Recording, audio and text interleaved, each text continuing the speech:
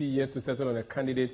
10 people who want to lead the party have been vetted and approved and given the green light, but the National Council of the party will take a decision. That and more when we come back. Plus, where are the people who want to be leading the New Patriotic Party? Where are they? Where is Kwabena Agyepong? Where is Alan Chamantin? Where is Dr. Kofi Konedo-Apreku? We are following them on the campaign here on the Situation Room.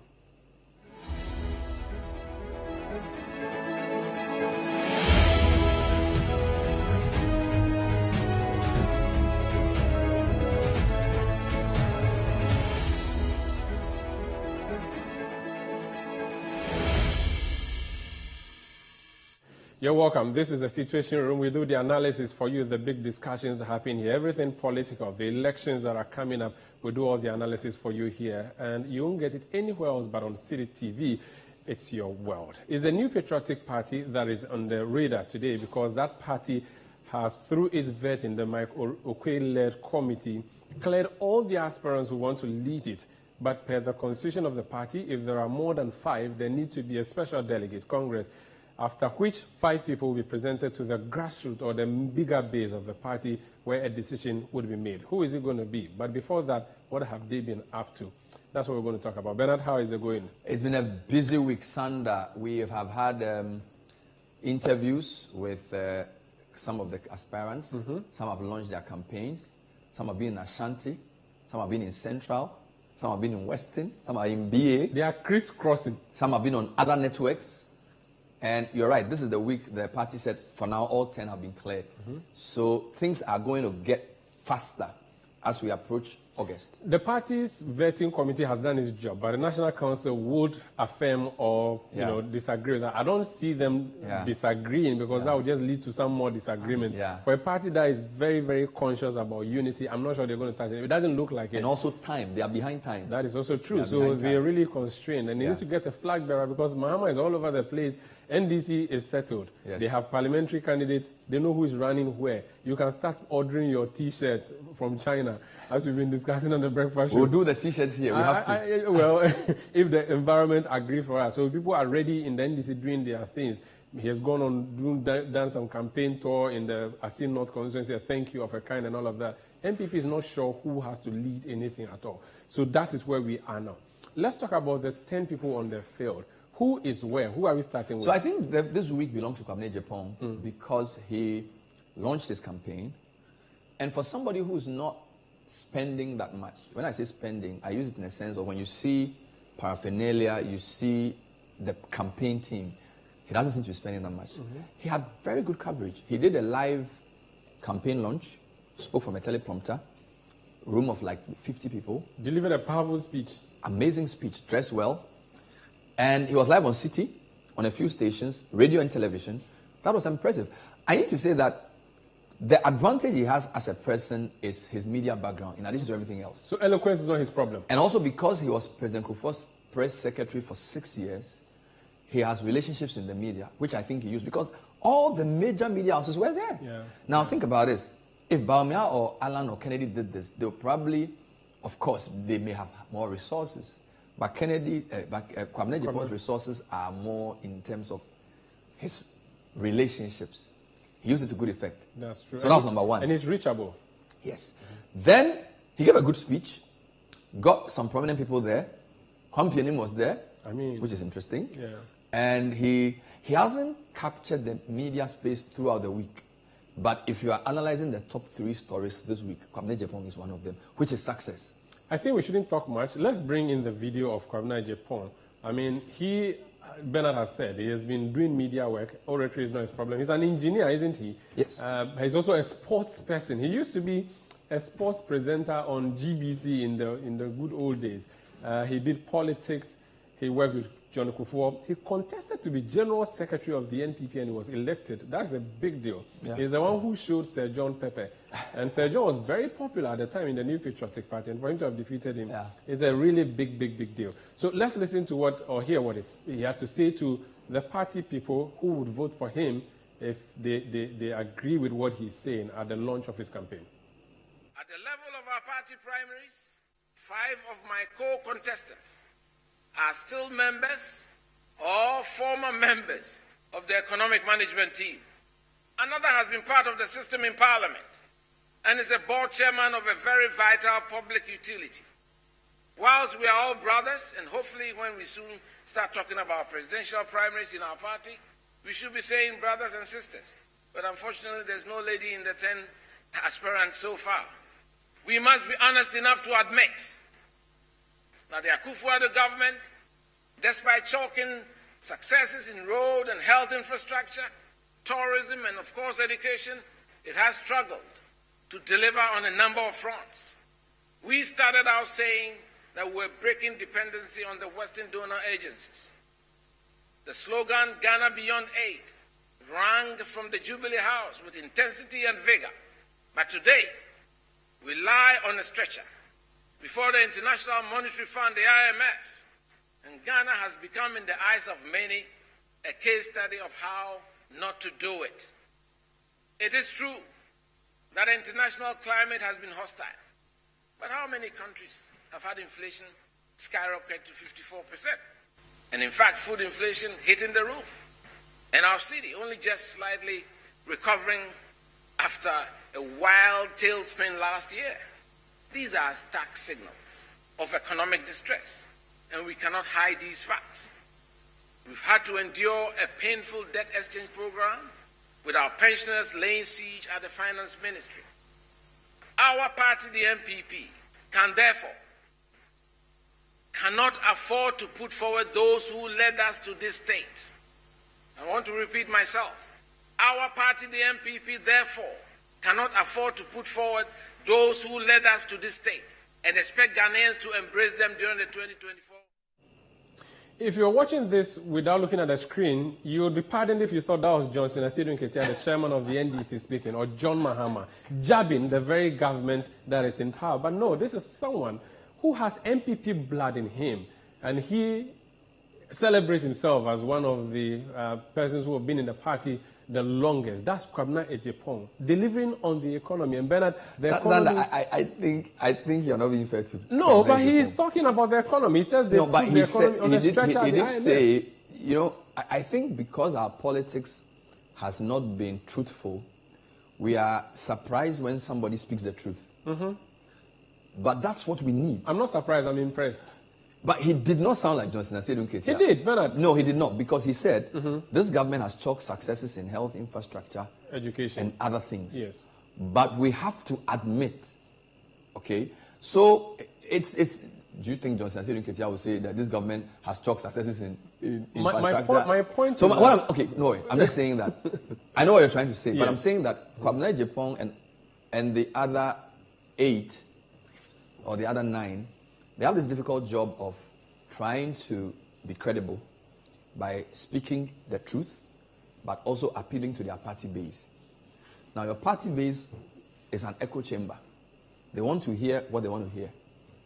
Now, but you know that you also want to appeal to the general population because you want to be president.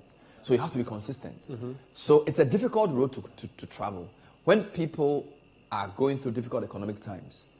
Now, he's hoping that the party foot soldiers and the voters know that the economy is hard and they will trust him to bring them out.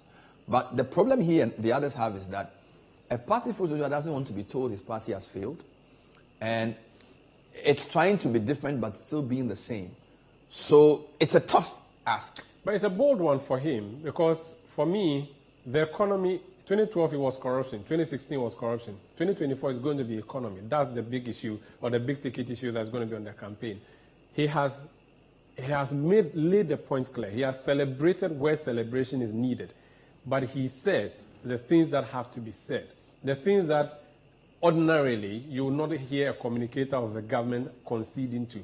He has made and that's the problem he has. So that makes him a statesman, right? When he, for example, he says 4 of the 10 used to be cabinet ministers, or 5. One was the vice president, and another was on a board. So he's basically saying, I'm different because I wasn't part of this mess. So he can afford to say the things he's saying. Yeah, but the problem with that is, well, if this is a mess, then the president is part of it, the vice president is part of it. Mm-hmm. So if I'm an MPP polling station executive, I want ammunition to debate my opponent because I want my party to retain power. Mm-hmm. So I don't want my flag bearer to be publicly conceding that we are in a mess, even though we are in a mess, which is strange for an MPP executive, not for an MPP supporter. So there's a difference. There are levels of this. So there are people who are MPP functionaries who are going to vote. They have a different set of needs from people who typically vote for MPP. So, for example, when we look at Musa Dankwa's study, when you ask people who regularly vote for MPP where they see the economy, 49% says the country is heading in the right direction. 41% says wrong. So they are that on graph. Yes, they are prepared to admit this. But when you ask party functionaries, it's like, hey, no way.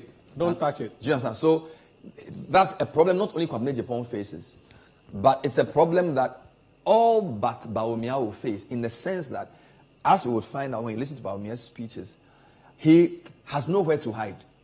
So Bawumia can't say, they've messed up the economy and I'm here to save you. He's basically saying, the economy is tough, but we've done better than NDC, and we know how to do it better than the NDC, right? And in a very strange way, that appeals more to the MPP electorate, but we can come to that. Very interesting thing you said. Let me just show you what the top issues for voters are. All right? The top issues for voters as far as this election. And this is the second round. So Musa Dankwa's team, they do this every quarter. National poll.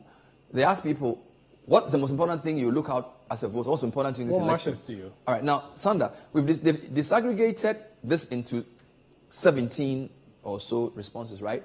Economy, 18%. So the big issue. Jobs, 17%. Education, 15%.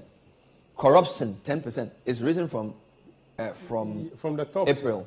It used to be around 8-ish, so it's come up. Roads, 9%. In your news, there's always roads. Always. Healthcare, 8%. Petrol prices, 6%. Taxes, 4%. Now, the reason this is serious is, in other descriptions, jobs and economy is 1. Yeah. If you put that together, that's 35. Strictly speaking, petroleum taxes is economy. Yep. If you add that to 35, you're on 41. Gone high. If you want to be strict, taxes is economy. Put in there. You're around 45. So it's like almost half of the respondents are. In fact, if you added roads, you're above 50. You could do that. So this is an election, an economic election.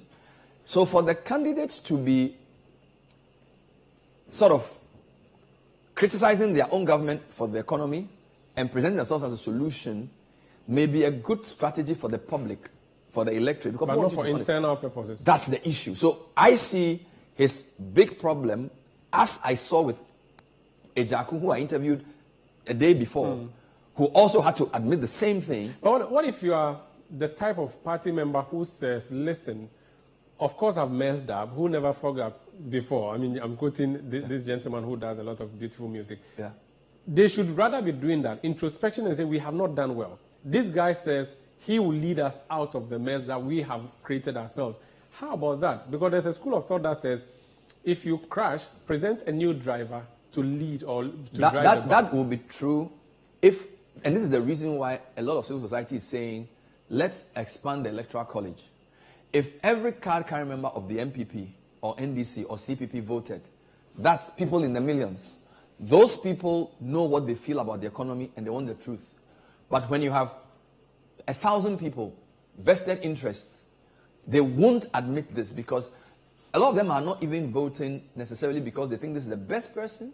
Some of them are voting because this is the person who's going to butter my bread. So, yes, we want honesty in our politics, and the way to get that is to expand the base. Because, as I said, when you look at the numbers for people whose affinity to a party is just voting, their views are more accurate reality than these guys. So my view is, it's a great program. He's going to get a bump in his numbers, but I think he's in a very difficult situation with the messaging. So there's a strategy where he deployed and brought key people to the program. And we saw Kwame P. someone who himself had run to be flag bearer of the MPP somewhere in the early 90s, coming to be at his program, and a respected economist. And when I called him up on Eyewitness News, I'm like, Olwang, are you there to endorse him? Is that why you went there? And he says, no, I'm a statesman. I'm a leader of the party. I'm a senior member of the party. I think at this time, we should support every member, every candidate who is running. And he says that if any of the remaining candidates invited him, he's willing and happy to come and then be at their program. and he spoke. But in the course of the interview, I noticed something. The issue of the economy, of course, he has more knowledge on the economy than many. And he says to me that it will be a difficult sell for the party in 2024, regardless of who is going to lead the party. He says that it's going to be a difficult sell for them. But he also says that there's the need for a new dawn. And he said that new dawn is Kwabena Agyepong. Well, that's his view. And he's a respected economist. I think his standing in the MPP, he is still respected, but I don't think Kwame Pianim reflects the current MPP view, because even from Senchi, he's always been seen as a man of his own, and in our politics, we don't value such people. Yeah. So when he went for the Senchi thing, he was the only MPP person at that Senchi thing, and in a sense, he's not really been called. I mean, an economist of his standing and his stature should be involved in more public things, but you notice that he's sort of drawn. Yeah. So he's speaking his mind, and what he's saying is true for the general public, but I don't think in the MPP you would say Kwame Pianim is like the person whose views reflect the majority of the party. The other point I need to say is you didn't see any MPs at the event, right? You didn't see any other people. The only person you identified on the screen was Kwame Pianim, which is obviously a problem, right? You're launching a campaign, you're on 4 or 5 TV stations. We want to see former people, we want to see some people. So yes, there are people there. At least people you work with in the That's the issue. government. So it tells you that he is not a front runner. He is not going to be in the lead in the sense of commanding, because the thing about public endorsement is very important. The people who come out to say, I stand by you, give a sense of the level of confidence that you have. Sure. And unfortunately, we didn't see that. So I don't know. And his difficulty, Kwabena Agyepong, is that even if you were to regard him as a Kufuor bloc person, there's a bigger person from the Kufuor bloc, Alan Shermanton. So if you're talking about people who served in Kufuor's government, who may come out and endorse, then Alan has done this a number of times. So there's so many of them. Yeah, there's so many of them. So he's not, and I think that segues us nicely into the second person we want to talk about today, this guy. So he was in the studio with me. We planned an hour interview, ended up being 1.5 hours. Very eloquent, quite articulate, has controversy around him. Left government. He has 2 controversies. His vetting was controversial. Cash for seats. Yes, not cash for seats. Prior to cash for seats, this was when Muntaka. The vetting, yes, the allegation that they were bribed. Yeah. So Muntaka and what's his name, Ayariga, both swore by the same Quran that they were speaking the same truth. I mean, I couldn't believe it. So basically, there was the claim that I don't think it's fair to go into all that, but the point was that a committee incidentally set up by Parliament, chaired by Jogati, exonerated Boakye Jacob. Yeah. So that's point 1. He becomes energy minister, and then in less than 2 years, he's fired. And the circumstance in which he's fired is never explained by the president, because he doesn't have to explain it. And he's chosen not to go into the details of why he believes he was fired. In our interview, I don't know if you can get an excerpt. Yeah. He is, for the first time, he spoke a bit about that. I think we should just cut to that and just... And then, I don't know if the excerpt they have is that, because there were 2 key things in this interview. First point was about his views around his sacking and the Ameri deal, which a lot of people thought was the reason he was sacked, because he made the president look bad. Then the second issue had to do with his views about the economy. I think the voice, the clip they have... So you know what we'll do? Let me save you. Let's take a break. It's the economy. Let's take a break. It's actually time for a break. Let's take a break on the Situation Room. When we come back, we'll listen to that interview Boakye Jacob granted Bernard Avle on The Point of View here on City TV.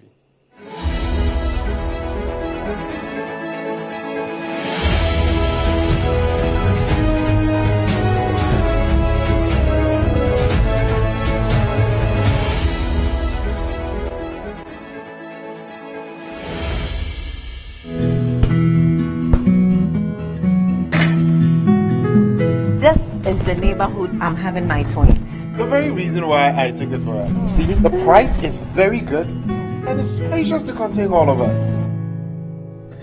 Alphabet City. Now I'm a landlord. I don't pay rent. And my Airbnb business is booming. To me, Pamini, bank and I'm not say Alphabet City. The pension pay me 20%. The payment plan, I want to share my just say very smooth. This is a healthy place to raise our families and creating peace. Come on, be my neighbor. Alphabet City, the ABC of home sweet home. Alphabet City is a classy and peaceful gated community in Sakumono. We have 24 high quality access roads. We have 3 bedrooms and 2 washrooms, 3 bedrooms and 3 washrooms with boys quarters. We have 3 bedrooms and 4 washrooms. We have 2 bedrooms and 2 washrooms, all with beautiful kitchens and kitchenettes. Call Alphabet City on 0240-111119 or 050-44-99999. Alphabet City, the ABC of Home Sweet Home.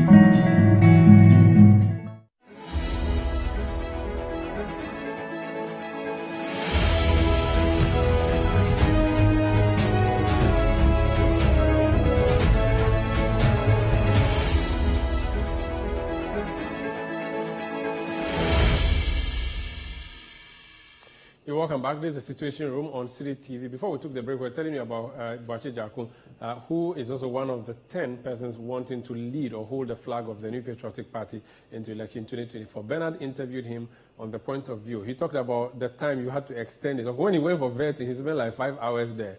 He wowed a lot of them. He shocked a lot of them. He fought some of them.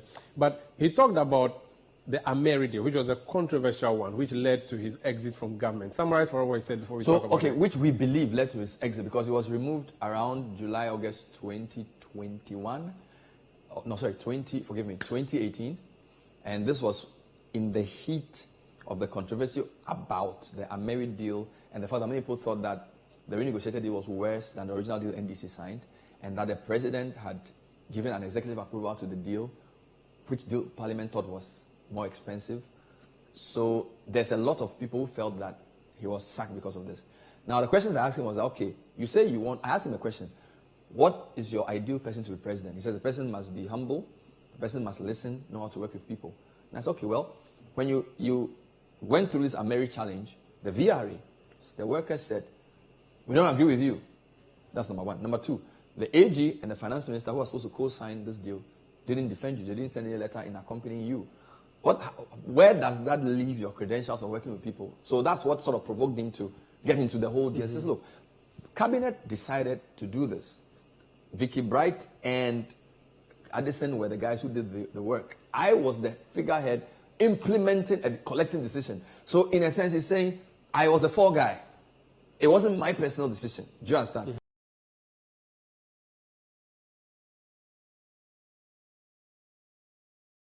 In these primaries, he'll probably do a press conference to talk about Ameri fully because the views of the public about Ameri sort of point fingers at him. Yeah. That was point number one. Point number two, economy.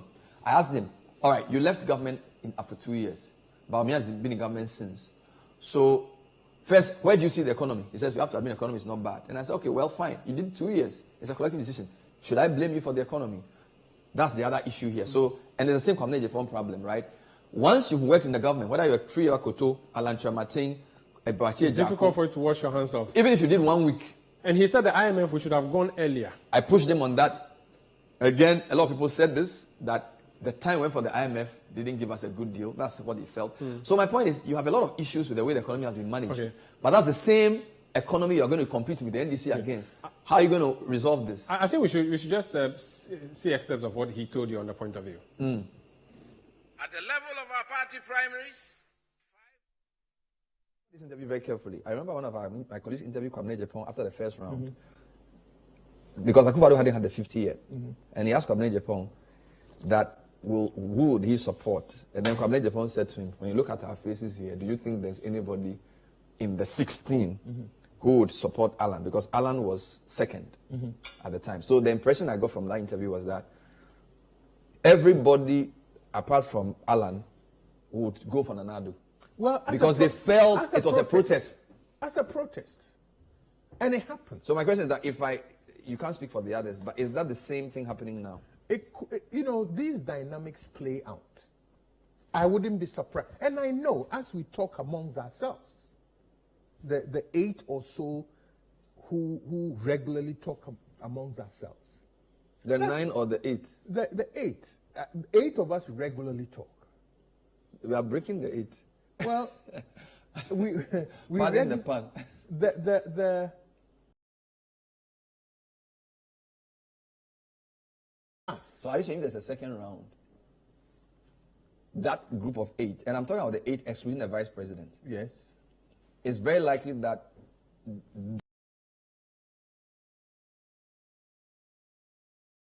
not prejudge what would happen. My suspicion is yes. Is there an establishment candidate? I won't run away from it. The establishment candidate is the vice president. Is that an advantage or a disadvantage in the circumstance? It could be, you see, incumbency and so on have advantages and disadvantages. It depends on the propensity of the weights you attach to it. Yes, the economy is tough. Yes, we've made mistakes. But I still have an abiding faith in the MPP's ability to recover itself. Short time period, yes, but we can do it. First of all, I am of a political conviction and background that we need not be doggish or slavish about things. You on President Akufo-Addo's record, yes, to a very large extent. But it should be possible to prefer alternatives, to make admissions and prefer alternatives. Because you see, our ideology, the liberal democracy ideology that we subscribe to, is not a straitjacket. It's not dogmatic. It allows you options within policy framework to attain the same goal. So if we pass Route A and it gave us problems, nothing precludes us in saying that yes, Route A was festered with problems, therefore we are going to go through Route B. That is what I meant earlier by saying that a leader must be able to admit errors and readjust, as it were. So it will be necessary, 2024, to fess up in some instances and say that, yeah, this one, we shouldn't have done it this way, we should have done it that way. It gives you more credibility. Indeed, but Bernard, my point is that he could say the things he's saying because he's not in the government. If he were, it would be difficult for him to say the things he's saying that, oh, let's open up and say that there are challenges. But even Alan has said this. Actually, all of them, apart from Bawumia, have, in one way or the other, probably apart from Efri Yakuto, have said that, for example, Alan has said things about what he thought should have been done, which was not done. Yeah. Efri is the only person who's been sort of, he talks about his contribution and he talks to the party. So, and this is what you want to hear as a voter, right? So, and don't get me wrong, what he's doing, what Kwabena Agyepong is doing, that's how politics, in my view, should be done. But the problem is that you are appealing to a group of people which is very small, whose interest may not necessarily at this time, and whose mood may not necessarily at this time reflect the national mood. So in my analysis, I'm not saying what he's doing is wrong. I'm saying that this is what you want to hear. Because he's basically saying, we messed up, but he's saying we can correct it. Right? And I think that's how politics should be. But when you analyze what this will mean for his electoral chances, that's a different issue. Okay, so, of course, the electoral chances is what matters because he's seeking for votes. That's not what matters. What matters is your credibility as a person, in my personal view. No, so as a politician, look, Sandra, let's cut the chase. Yes. This is an election, okay, and one of the reasons why we are where we are is that a lot of times we sort of say you have to win at all costs. You can win and do a bad job, but you must be credible, and credibility means that you have to speak the truth. So you put credibility over winning the vote. I mean, I don't know. Not but over. They are not in contest. Okay, so it's a question of emphasis. So you use your credibility to win the vote. That's better for you. That's a better way to go. My point is that they are, as a leader, there are tensions, and there are different audiences. But my point is that credibility is important. And his point is that for their party to be credible, they have to have a certain level of admission. And I agree with him. Well, I don't know if he'll get that, though, but we'll wait to see. Let's move on to the next candidate. Yes. Who else has but there's something you missed, though. The question I asked yes, about... Yes, the issue about the floor. So it looks to me as though... I'm not sure in Safwa Poku, but it seems to me as if everybody apart from in Safuapoku, according to what this man is saying to us, feel like Bawumia is getting an unfair advantage. And so, like Alan knew he was going to win the second round after Akufo-Addo won the first round. If this was to go to a second round, whoever among the 8 becomes second or is leading, would give their votes to the alternative to Bawumia. That's the impression I get. So you asked him who the establishment candidate was. He says the vice president. And he says the vice president. Yes. And you asked him whether that was positive or negative. And he says it could be. It could but be. In the interview, it was very clear that there's a certain grievance that they feel. Again, it came across to me. He didn't actually say this, but it came across to me as though they feel like he has an unfair advantage and he's also relatively new. When he says they are talking among themselves, does it mean like the 8 of them, and the 8 of them would definitely exclude Bawumia and Alan? That's how it looks like to me. Even though he hasn't said it. Not Bawumia and Alan. I'm saying to exclude Bawumia and Alan. Alan is part of the 8. So, really? So okay, so Safwa is... No, I don't know. You see, everybody... When you said the 8 of them, there are 10. Yes, because the argument of the 8 is about longevity. Okay. And the only person who's not... the only 2 people who are new in the views of that worldview is Kojo and Safuapoku and the vice president. Okay, so that's where he's bringing it. So it's an inference I'm making. I see, and that's why you then went ahead to say that breaking the 8. So, exactly. I see. It's really interesting. So we'll see how he's going to continue with this particular campaign, and if indeed it is true that they have been talking. And so it means when it comes to 8.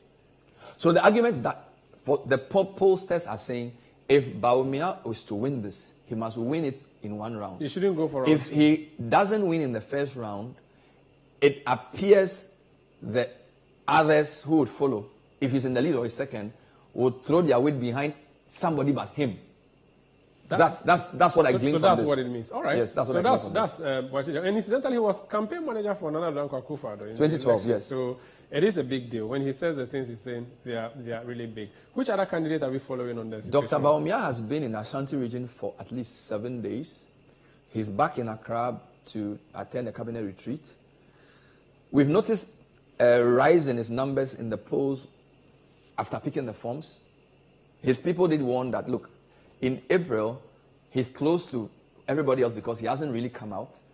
By picking the form, going for the vetting, just gaining that visibility, his numbers have started going up.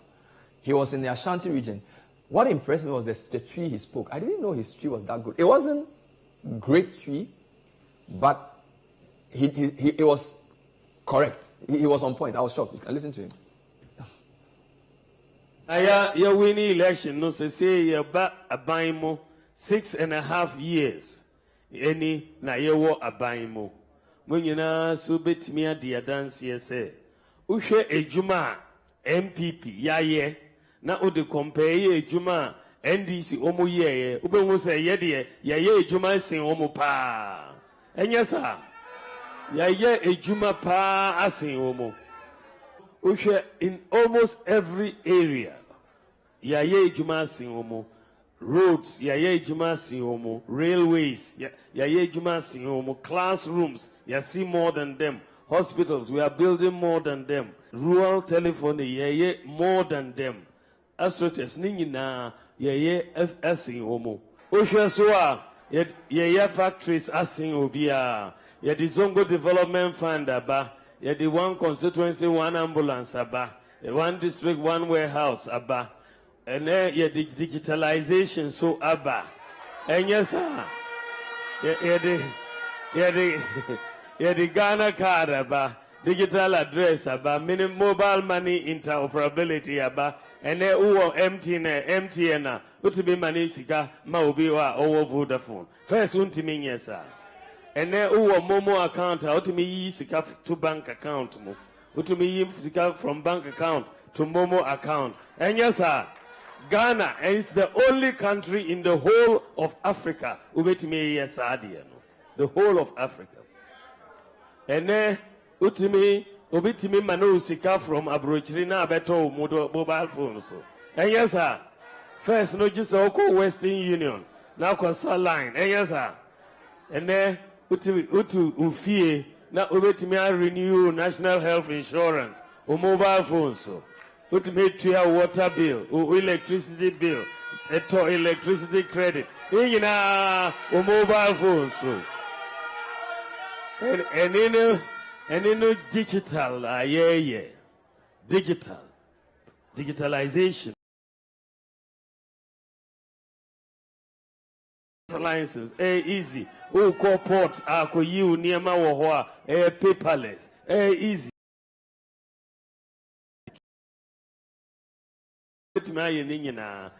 Mobile phone and our computer so yadi ishishe bebre aba last year munyina mu say na petrol buo kosro e could do 23 cedis a liter enyasa ohono na yadi ishishe foforo buy they say gold for oil yadi sa buy petrol buo no artist so from 23 cedis they say 12 cedis. From 12 cities. Enti Ushaweya, MPP, Jumapa, na NDC time, na Bibia Nkoye, almost say Bibia, and yes, sir. So you see, that was Dr. Bawumia speaking tree. Speaking exceptional tree there, like you said. I was particularly he was speaking to a Kumasi audience, Ashanti audience, listing technical things, but easily simplifying. I counted 18 specific examples he gave. He didn't have a paper in front of him.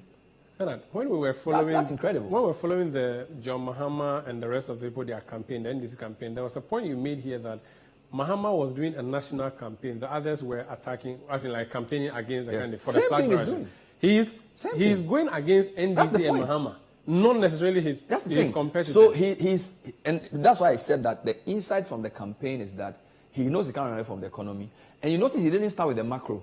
He didn't start talking about inflation, exchange rates. No. He starts talking about roads, hospitals, schools, instances of things they've done, which is funny because NDC in 2016 was talking about the same things. That they have built roads and says no roads are going to, but be that as it may. Yeah. Then he sort of then comes into the oil price and oil for good. So he is saying that we have done better than NDC, right? He's not saying we've done what the Ghanaians expect, or he's not saying we've achieved. He's saying that we are better than our opponents. So he's thrown the fight into NDC's win. This is why they were whistling. So yes, the other candidates will get people whistling, but I feel like his message resonates better with the grassroots because that's what they want. They want a fighter. Someone who is going to take the fight to the NDC. This is not a time for technical whatever. And then even with the fuel price, 23 is very high. He sort of finds a way. Brings it to 11. I mean, of course, I'm not sure he'll get away with this on a national level. No, he will not, because the NDC will argue that where was it when you took over? You don't even need the NDC, the media, right? So, but the point is that for the race he's in, this is going to work for him. He mentioned the paperless sport, and because the mischief in me wants to remember that Alan Tremanti is claiming paperless sport, I just wanted to... No, but Sanda, to be honest with you, he mentioned a lot of things in the digital economy which fits together. And you know... Which we all know he's the one. Indeed, his opponents in NDC have sort of ridiculed him for becoming a digital... So, and in a very funny way, that has actually given him the digital space because he was the economic messiah. Now he's like a digital guy. And then Felix Kwabena Agyepong are saying, after failing on the economy, he says he's doing digital. But now he's claimed that. He's tying the digital to the economy. Yes. And he says that if you introduce paperless sport, then you are actually improving revenue generation. So that is essentially supporting the economy. That's what he's trying to do. Last insight there. When we looked at the polls, my analysis can be buttressed by the numbers because in the MPP, among MPP delegates, among MPP supporters and MPP voters, he is in the lead. Alan is number 2. When you flip it and ask everybody else, who do you think should lead MPP? Alan is in the lead. Okay. So Bawumia is more popular in the MPP. Alan appears more popular in the country. Of course, Alan Cash has been sung by everybody before. I think the key, and indeed, when you go to Alan's race, I listened to some of the people on Alan's campaign team. When they go anywhere and his hype men come and say, we want somebody who can win us the election. Alan, for example, was talking to someone and says, look, Central, Western, and Greater Accra are swing regions. If you put me on the ticket, I'll make Greater Accra MPP because I'm popular. So it's almost like the battle lines are drawn. The Alan team knows that their best bet is to appeal to MPP supporters to say that even though I may not be the most popular guy in your party, people know me in the country. And if you give me the mandate, I'm a better sell. I can beat Mahama. So it's going to be very interesting to see how they push that message. And Bawumia says, if you're saying that MPP people will not vote for us because I'm a Northerner, if I become the flag bearer, the alternative is a Northerner too. So that is a campaign that they have deployed. Let's go to the next candidate. So that's Alan Kojo Chemating, and he has been in the central region. So Bawumia is in the Ashanti region. Kennedy Agyepong was in the western. He's going to BA. He's in the BA region. Yes. Now the other thing I need to say is that some of the candidates go constituency per constituency. Alan goes and sort of clusters. He's doing cluster campaigning. So he puts them together. Yes. So you go to Liberty, AstroTurf, Ablekuma Central, Ablekuma West, Ablekuma North, and they all come. And then what they do is that his people do the hyping, and then he comes to address them finally. I feel it's a strategy to cover more ground, and it's also because prior to this, he was meeting identifiable groups. So Alan's campaign from January to April is groupings based. Has been meeting chiefs, pastors, and all those groups. So he's now doing delegates, but he's doing delegates in a clustered way. Okay. So in for example, so you have zone 1, then zone 2 is Ayawaso. Yes. The Ayawaso and they go ahead, and it's an interesting strategy. Okay, then zone 3 is the Accra constituencies. Yes. That's proper Accra. So in the past couple of weeks, he's done Greater Accra, and Central is where he is as I speak to you. And if you look at this, so he does Zone 2, Ayawaso East, Ayawaso North, and then the way they select constituencies, for example, you know better than I do. Yeah, so these are the same people. Yeah, they are the same people. Now I'm saying that even here is the same people. Yes. This is Accra. Yes, so this is the 3 constituencies that make up AMA constituencies. These are the 3 Ayawaso, core Ayawaso constituencies. This is Nima, this is Mamobi, this is Kotobabi. Yes. And then this is Dansoman, this is Mataheko, and then this is Dakuman. Yes, Dakuma, Odoko. Yeah. So this is okay. And then I've seen Shai Osudoku and all those places. Yes. So he's clustered all of them. And then he moves to... Okay, so Don Kwabena and Ayawaso West. Yes, which are adjacent constituencies. Yes.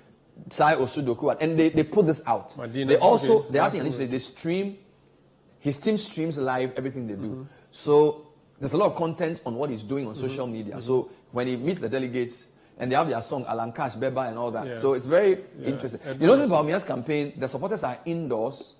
Wontumi and Co are there. But he's sort of trying to explain issues. But this guy's campaign is more outdoors. So this is more outdoorsy than the other one we saw. And we are told by his team that, so he calls it a delegates derby. Right? He calls it a delegates derby. And then the other thing you need to notice, so he's doing 3... Yes, he's doing, and I'll go to the video shortly. I just wanted you to get a sense of how grueling this is. You know Accra very well, Sanda. You are doing 11 a.m., 2 p.m., 5 p.m. every day. No sleep. And you're doing at least half an hour of talking. Some of these, you have to, in between, go and greet chiefs. So if, for example, you're going somewhere... 11 a.m., 2 p.m., 5 p.m. This daytime. This is very grueling for the candidates. I mean... It's serious. It is very, very serious. Let's hear what he's been saying in some of the campaigns. They said yes to the short actions. I'm the only political figure in NPP number. 20 million NPC. Yes. I'm telling you of what I'm reading.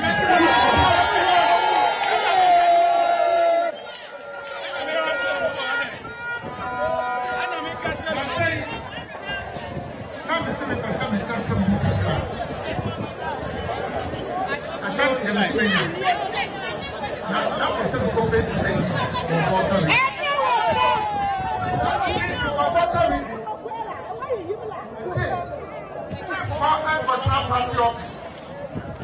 They all markets. They come water region. Also a champion for home market. And we do home market. The million to give a chief. Million one woman. What is a Jerry Rollins? What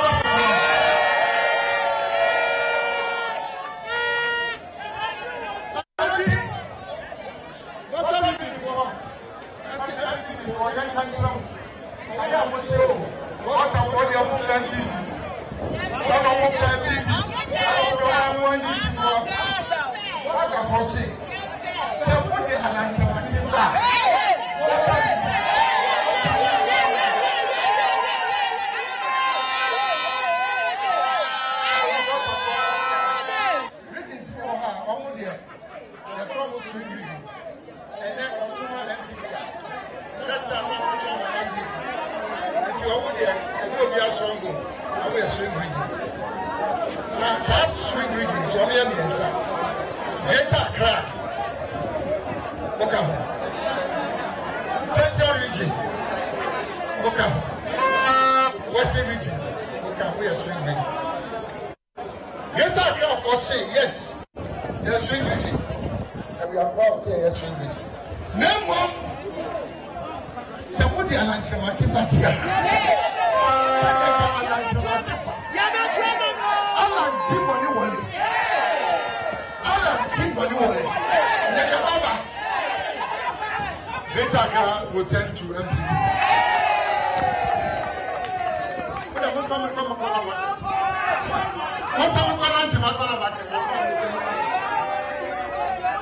Central region for the almost at the proper with you. So that was Alan Chemating speaking at the Odogono SHS in the Anya constituency. This is the Situation Room where assessing the campaign around the country in 60 minutes. My name is Bernard. I'm here with Umaru Sanda. We will be right back.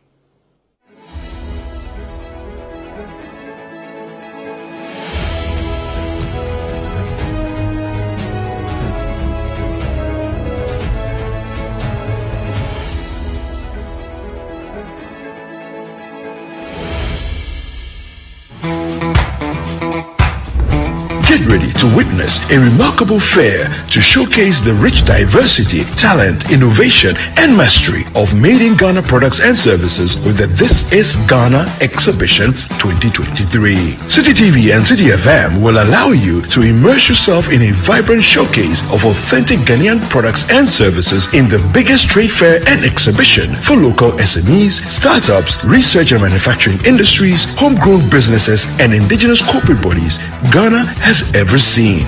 We shall promote, support, and patronize various Ghanaian products, solutions, and services that are redefining the views on indigenous products and their packaging across all sectors. Join us at the Accra Metropolitan Assembly on the 26th and the 27th of August 2023 at 10 a.m. through till 5 p.m. each day. Call us now on 0205-973-973 for inquiries on how to participate. The This is Ghana exhibition is powered by City TV and City FM and proudly sponsored by MTN Momo.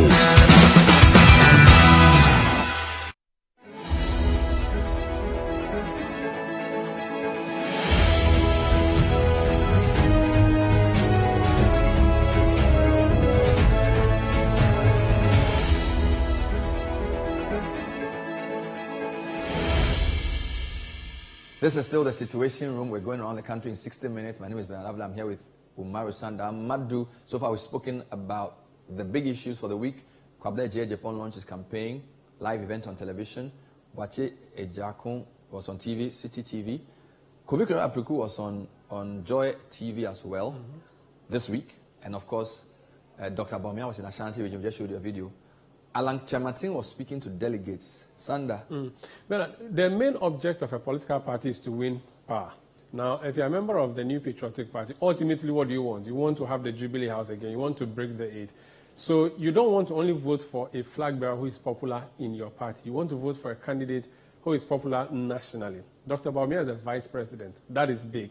But Alan Chemating is telling you that he went to Ho. That's the headquarters of the National Democratic Congress.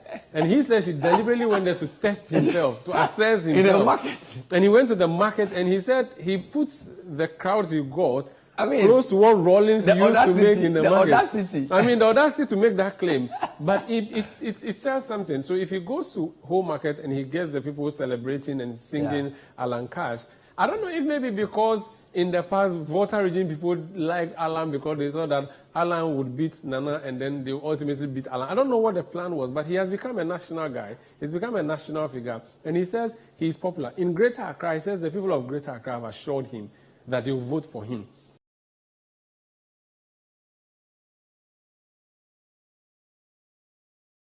I wanted to show you something. When we looked at the MPP voters across regions, Alan has 60% of voter region in the polls, and Bawumia has 44%. So the region that among MPP voters, Alan had the largest number, was the voter region. So voter region is his place. So he's not bluffing when he talks about his popularity in the voter region. The other regions he does well is the central region and the northern region. Central region has 39%, Bawumia has 45%. But he beats Bawumia in the voter region, and he beats him in the western region as well. So his point about swing regions is also not to be trifled with. So he's right. In the western region, the numbers prove this. Central region, even though Bawumia is leading, he gets 39%. So, and in the Greater Accra region, he also has 38%. So I get a sense that he thinks what MPP needs to do to win the national election is they will get their Ashanti and their Eastern. So MPP needs to reduce NDC in Volta and get the 3 swing regions. So it's saying that I am the guy who can appeal to the Central, Western, and Greater Accra. We know we'll get Ashanti, we know we'll get Eastern. And I can reduce NDC in Volta. So he's making a national argument within a party context. I think it's quite interesting. And for me, one thing before we go that I like about what I saw from his video, for someone who has been Minister for Trade, wearing GTP in Tuma is very significant. I mean, I think the branding, you're right, the branding has been, I haven't seen Alan in a suit since the days of being ambassador to the US. That's true. I'm trying to just picture. He has never been in a suit. He's like the Minister for Local Governments. Yeah, I mean, because he's a minister, to be a Minister of Trade, at least you know that and again, these groups, people in the trade sector will know that if he's going to wear African prints, it's probably going to help revive their textile industry. I don't know. And he used to wear it before he started a campaign, so maybe it's something that he likes to do. That's why I said that he's like the Minister for Local. And Sandra, it's night. Wow. They are still waiting. Domi Abra Obom. It's night. They are still waiting. So it's, I mean, Sylvester Tete, NP for Botiano, English Amanfro, John Peter Mewu. No, go back. Yeah. Now, John Peter Mewu is and son, I'll tell you this. John Peter Mewu is the MPP arrowhead in the voter region. He was the voter regional chairperson. Yeah. A lot of people credit him for the MPP's numbers in the region. He's the only MPP MP in the voter region. In my work as voter ambassador for tourism, he's respected in the region. He's even among the NDC. And he won no less a seat than Hohwe. So my point is that for Amewu to be in Alan's team, it's a big deal for. Which is why you shouldn't be surprised where he's so confident that voter is for him, because this guy is a strong guy in that region. I mean, the kind of things Amewu is doing in Hohwe, you have to go there to believe it. So that he's Minister for Railway now. Yes. So, but my point is that Alan is not to be underrated. John Pierre Amewu. Let's look at the other photographs. Let's see who else was at that. So we had Carlos Ahinkra is always with him. We had OPK. Yes. Is that Ni Ayikwe Otu? Yes, Ayikwe Otu, who you interviewed. Former Attorney General. Who's also on his team. Former Attorney General, Greater Accra region. Is Gama. Krowo. And then you have, what do you call it? Yabo Abiyan Samoa. Yeah. You have Kwabena Agyepong and all. This is UPSA. Medina constituency as well. It's a big deal. So, look, we don't know what the delegates think. And the other thing I need to say is that when we look at these videos, the delegates are singing everywhere. Yeah. They are happy for everybody. Yeah. So you can fear delegates. Let's go to one more person. Yes. I like to call him the trouble causer in the contest. Sandra, you know, in the past 2 weeks when I talked to MPP delegates, some of them think that we who are not party people, we misunderstand. We don't know what's happening. Yes, some of them think that we are underestimating this guy. They say you the moon.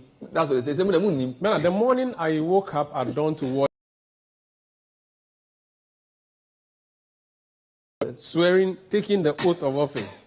I said Hillary won that election. Anything is possible. And here was Donald Trump with the hair and everything. Yes. So whenever I remember that video, that dawn, I think of this man. See, there are people who tell me, you know, some of the MP people say to me that they wouldn't be surprised if he's second in the first, as in if eventually he comes out second. Okay.